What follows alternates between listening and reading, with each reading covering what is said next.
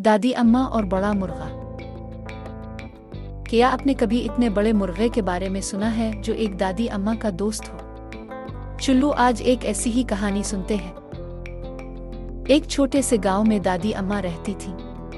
उनके बाल चांदी जैसे सफेद थे और चेहरे पर प्यारी चुड़ियां थीं। वो अपनी लकड़ी की छड़ी के सहारे चलती थीं और हमेशा मुस्कुराती रहती थीं। दादी अम्मा के पास एक बहुत बड़ा मुर्गा था, इतना बड़ा कि वो दादी अम्मा से भी बड़ा लगता था। इसके सफेद पर इतने नरम थे जैसे रुई के गाले हो। वो दोनों बेहतरीन दोस्त थे।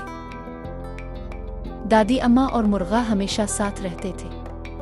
दादी अम्मा इसे कहानियां सुनाती थीं और मुर्गा ध्यान से सुनता था। उनकी दोस्ती गांव वालों के लिए एक मिसाल थी। अगर आपको ये कहानी पसंद आई तो लाइक करें और अपने दोस्तों के साथ शेयर करें। और हाँ, हमारे चैनल को सब्सक्राइब करना मत भूलिएगा ताकि आप ऐसी मज़ीद मज़ेदार कहानियाँ सुन सकें।